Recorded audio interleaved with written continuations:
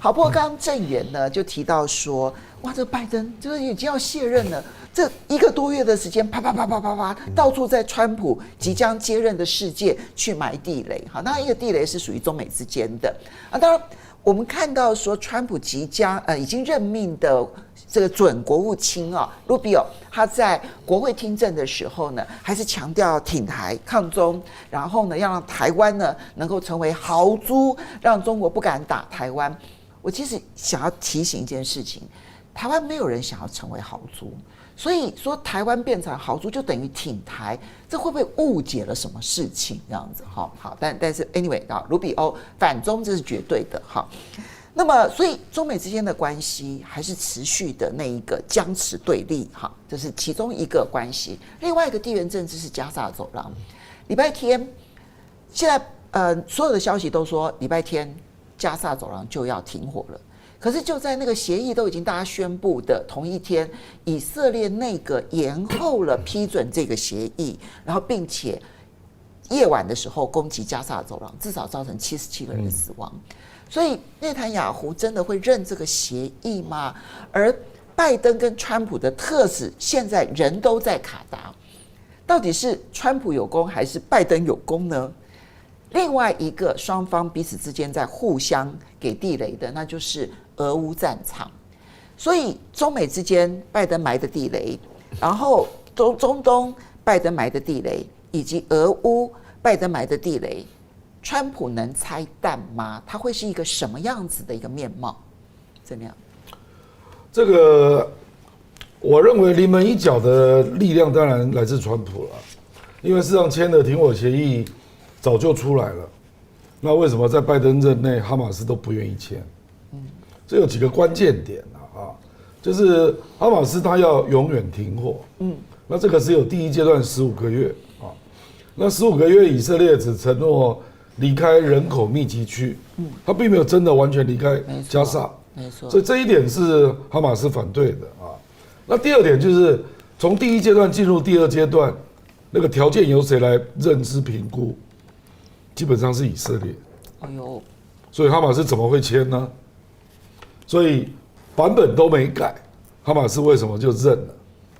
所以我认为这个认呢，事实上是哈马斯一定程度的投降，就是因为川普，就是因为川普，就是川普施加的压力更大，因为川普他已经跟哈马斯讲了嘛，说你人质如果不放啊，我就直接介入。所以到时候不是以色列打，是美军打。那我们知道以色列会在乎人质的伤亡嘛，所以他不方便大手大脚的打。但美军就很难说了。对，所以我认为主要还是川普啊。所以拜登去揽功，这个坦白讲，真的认真追中东战火的人都知道，你的局早就僵住了啦。就这个停火协议，我昨天看了一下，几乎没有变了。没错。所以重点是哈马斯愿意签啊，对不对啊？然后另外就是他埋的地雷啊，我觉得比较难解的是，比如说什么连腾讯都纳入黑名单，都列为国防部的黑名单，那总共变成134家嘛，那个军民合用的啊，这个对川普会比较困扰，因为川普如果要帮他们解，那民主党就一定进来攻你。说你看你对中国让步，所以那不止黑名单了，就连包括301条款的调查，然后还有这个 AI 晶片的新一轮的禁令。事实上广义讲就是你要不要让中国这个继续有最惠国待遇了啊？因为如果没有最惠国待遇，那个税率就会拉到俄罗斯、北韩这个级别嘛啊，那可能就是立刻就拉到接近60啊。我认为川普不会这样做了，因为川普目前你看他的经济顾问那个米兰啊，都已经在提出最适关税这个概念，对不对？这个最适合的是，这个我们郑元兄是专家了，这个 optimal tariff 啊，他就知道要抓到一个水平对美国是有利的，超过了两败俱伤，那甚至太高会伤害到美国啊。那这个我觉得这个理论对川普有很大的灵活性跟启发性啊，就是第一个他就没有所谓盟友了啦，我就跟随你对我的贸易顺差，然后我要用各种统计数据来算应该定在哪里啊？那大概每个国家关税多少都会增加啦，可是不可能到60啦啊，所以我觉得川普比较可能是采取这个做法啊。那可是我们刚刚讲到那个科技战，他就比较困扰，因为拜登已经把很多公司都塞进去了，对，腾讯也进去，连奇虎360都进去了。那你那个一取消的话，很可能是共和党的这一些国会议员跟你反弹。就是让你两难呐。那我认为其他的还比较容易解啊，比如说海上揩油停止，那个川普一定解的啦啊。那我倒是认为那个就是最惠国待遇这个议题，还有军民两用科技战，那最惠国待遇，川普会用他的最适关税来解，那科技战比较麻烦。好，所以郑源你怎么看这个拜登埋的地雷？因为让大家目不暇接，而且其实美国内部的企业是很反弹的哈。那么不管是俄乌战场上他埋的这种隐性地雷，或者是中美科技战、中美贸易战所埋的那一个隐性地雷，你觉得川普会怎么解？川普他最擅长呢，就是创造新议题，掩盖旧议题。他这个是有2把刷子。你看他搞什么格陵兰、巴拿马，我第一个时间就糗他，这不可能做到的事情。对啊，4年任期总统怎么可能做这些事？哎呀，他就是漫天要价嘛，就是改变话题。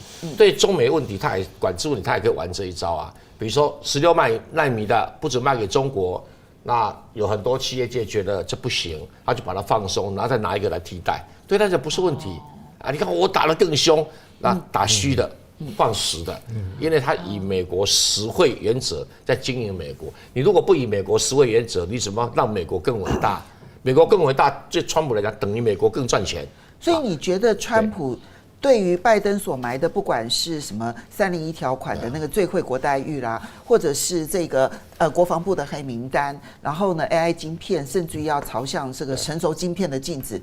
这3件事情他都有解，这不难，因为用一个更遥远的限制来放宽眼前的管制啊。这个川普这种在商场上的游戏他已经玩惯了，所以他做不做，有没有利是他考虑的。当然，中美关系错综复杂，应该不会仅限于关税或者是科技战，那可能还有这个美国希望中国在世界上扮演美国所期待的角色。这个才是真正这个美国人心中一个汉格，因为美国人觉得说，当年你是什么，我让你当你加入 WTO， 你今天变成什么，超乎我的预期，你很多行为又不配合我，这是整个基本的架构。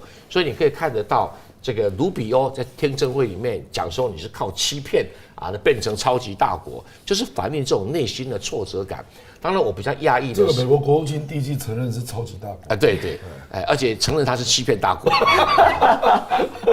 但是我是比较讶异的是，中国的外交部就是闷声不响这个我是觉得这不适宜这个你也可以很庄重的对这个问题来进行讨论。竟然被记者问到了，中国大陆外交部竟然一声不响。我觉得这是一个，你觉得那背后的原因是什么？背后原因当然最重要，中国的这个很多领导的考虑就是等到他上台再说。卢比欧我制裁过他，未来怎么见面先解决。2，他现在发言的东西，他以后可能会改变。但是我觉得这是一个国际宣传战。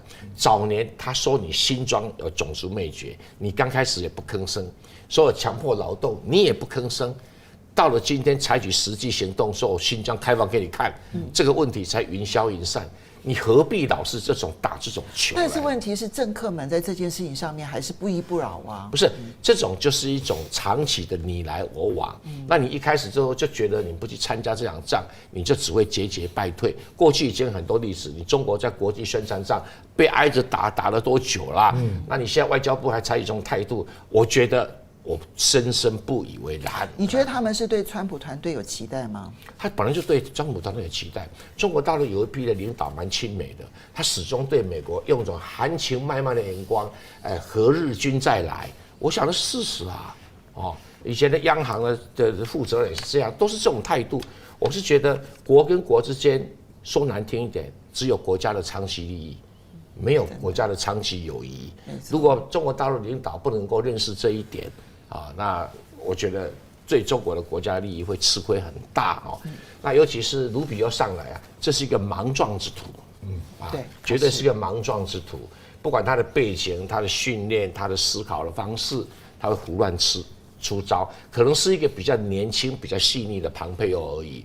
那比如说他提出台湾在打豪猪策略，当然解放军不用把它当一回事，因为最经典的豪猪策略已经摊在眼前，就是乌克兰。对，2014年的时候，美国跟加拿大、北约帮助乌克兰在所有乌东城镇里面搞豪猪，有各种壕沟，有各种堡垒，弄了8年。对，弄了8年，弄出了将近数千个豪猪，结果呢？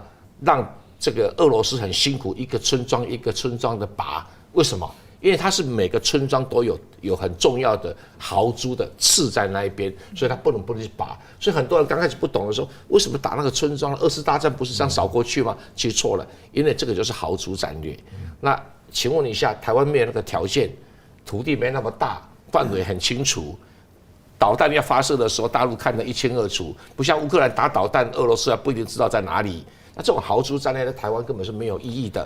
可是他能够讲的这样活神活现，当然可以骗那一些胡老昏庸的国会大员们。那2方面可以表现自己的抗中策略。那第3个方面，他未来上谈判桌跟中国如何去交锋。那我讲的不客气一点啦，卢比欧这种水准的哈，在王毅面前呢，根本就打不开来啦。哦，所以我想这要有信心，可是你要有应对的手法。好，香蓉你怎么看？这里面其实我们用3块地方的地雷，然后去做一个检视。因为拜登其实在中美科技战当中，其实埋的地雷是最多的，中美经贸之间呢埋的地雷是最多的。俄乌战场上呢，就是拼命的给乌克兰更多的军援，然后让乌克兰打多一点，打多一点，好，让这个俄罗斯呢，他要解决，就是让这个川普要解决它会变得更困难。当然，现在传出来，川普可能会通电话，就川普跟普丁会通电话，可能会直接谈到要如何解决的问题。这个部分呢，其实可以再观察。而中东地区的这个加萨停火，对于拜登跟川普有各自什么样的意义？Rubio 如果不是在佛罗里达那种反古巴气氛很浓厚的地方，他恐怕连任参议员都有困难。基本上，这个人长时间观察美国参议员的讲话 ，Rubio 的素质不高，所以他基本上是一个以强烈反古巴，扛着古巴裔反古巴，而在美国得到政治存活空间，而且唯独在佛罗里达那个地方，唯独川普是钟情于佛罗里达，而佛罗里达现在成为共和党的大本营，所以才会有 Rubio。川普1.0的时候呢，川普在谈古巴问题的时候，川普讲过一句名言，就是说他告诉古巴，就古巴人你们真正该认真考虑的，最优先该考虑的是怎么让我的 Rubio 开心，这他公开讲。就是对你们来讲没有什么重要，最重要就是怎么让我的 Rubio 开心呢 ？Rubio 这么的不开心 ，Rubio 讲到古巴的时候那种咬牙切齿，这跟你看到的许多的海外的反中团体是一样的。余茂春啊，就是说美国呢，美国今天呢，全球干预的力量相当程度上面是以它的移民社会的特质吸纳了大量的就是说呢反中、反古、反俄、反什么东西的这些当地人，他既是他们情报局呢吸收的重点，因为语言通的长相是一样的，所以呢策反你呢是最容易的。第二个就是说扛着就是以中国人治中国人，以古巴人治古巴人，俄国人治俄国人，感觉上面在媒体上面特有说服力。美国长时间呢就玩这一套 ，Rubio 不过是这一套的戏码当中存活下来的政治人物之一，而干到了参议员，而因为在佛罗里达现在当了国务卿。好，当他在谈台湾的所谓的这种的刺猬也好啦，豪猪也好，因为刺猬比较小，豪猪比较大，所以他们之后就不谈刺猬，他们谈豪猪。可他们对豪猪的理解是很有问题的。豪猪这种的动物，它身上的刺很硬，大家都知道。可是豪猪的刺在一次的攻击当中只能用一次，就是当它的刺如果碰到一种围攻的形态呢，豪猪的刺呢，只要呢被用完了，它很快就被吃掉了。你觉得他们会在乎台湾？当然不会扮演这种豪猪吗？所以我就说我们对于很多的生物性的类比的理解过于简单，尤其所有的豪猪策略。在面对到今天中国大陆最优势的就是它的无人装备，无人装备的成本很低，你所有的导弹的布置等等各方面，面对无人装备的时候，你豪猪上面的刺比那些无人装备都还要贵。一旦呢无人装备呢大规模的发动清洗过一波了之后呢，你豪猪呢基本上面就不具备防御的力量。中国呢现在呢对于岛屿作战所开发出来的新的装备跟战术，我觉得都已经跳脱传统上面的军事理解。可是台湾似乎还拘泥在很传统的那种的防御的态势上面。我认为 Rubio 讲的话听听就好了。再来就是说呢，讲到中东是比较重要的了。但是中东的这一块，中东的重要可能超乎我们想象，因为犹太人，因为以色列的关系，就像美国的军方，美国的军方，我们比较常听到呢，印太司令。可是呢，美国还有一个中央司令部，中央司令部并不是在美国，中央司令部在中东，对，中东的那个司令部叫中央司令部，你就知道，当他把中央司令部呢是摆在中东呢，你就知道中东对他多么的重要，那个是人的思考的问题。好，那现在呢，当他在处理说以哈的这个和谈的问题的时候，我不乐观了。就是第一个就是说，你看得出来，就是说。哈马斯呢，在发动了绝望式的这种的攻击之后呢，付出了47000条的，就是呢这个在加沙地区的人命，最后的所谓的停火，它只是哈马斯投降的代名词而已。